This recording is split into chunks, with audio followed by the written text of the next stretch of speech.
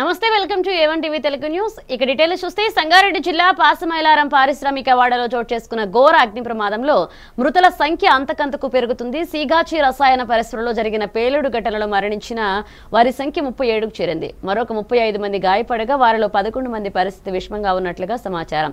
శిథిలాల కింద మరికొందరు కార్మికులు చిక్కుకుని ఉంటారని అధికారులు భావిస్తుండటంతో మృతుల సంఖ్య మరింత పెరిగే అవకాశం ఉందని ఆందోళన వ్యక్తమవుతుంది. ఘటనా స్థలాన్ని మంత్రులు దామోదర్ రాజనరసింహ, మెదక్ ఇన్ఛార్జ్ మంత్రి వివేక్ వెంకటస్వామి సందర్శించారు. దురదృష్టవశాత్తు జరిగిన ఘటనలపై రాజకీయం చేయడం సరికాదు అని మంత్రి దామోదర రాజనరసింహ తెలిపారు. పాసమైలారం ప్రమాదం జరిగిన వెంటనే అన్ని విభాగాల అధికారులు స్పందించి సహాయక చర్యలు చేపట్టినట్లుగా వివరించారు. ఘటనా స్థలాన్ని కార్మిక శాఖ మంత్రి వివేక్ తో పాటుగా ఆయన పరిశీలించారు.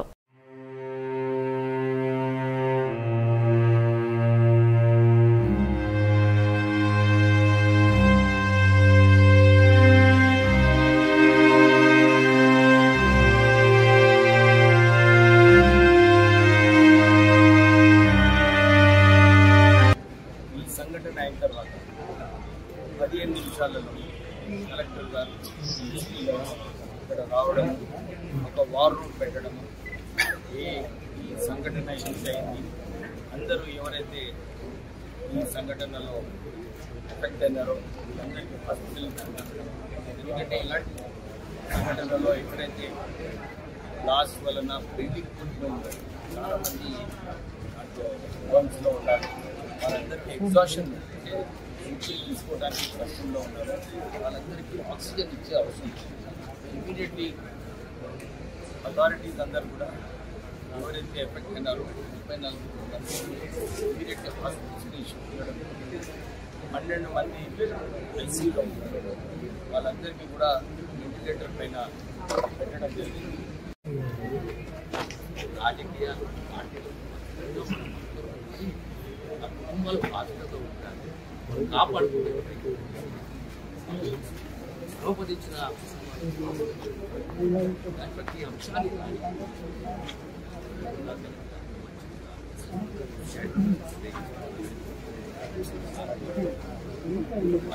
సమాచారం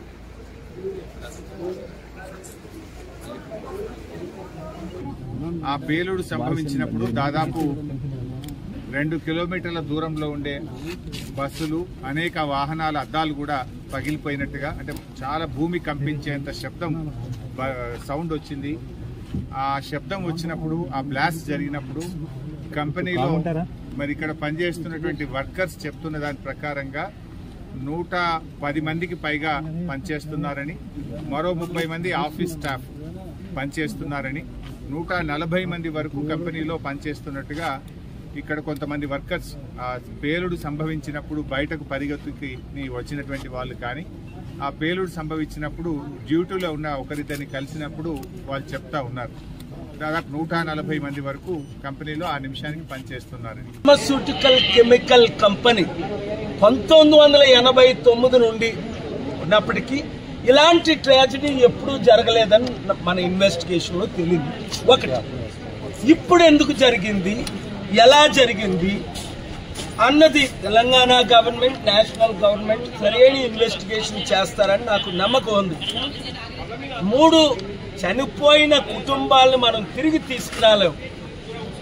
వారి పిల్లలకి మేము ఫ్రీగా సంగారెడ్డిలో చదివిస్తాం, ఎడ్యుకేషన్ ఇప్పుడు తీసుకొచ్చిన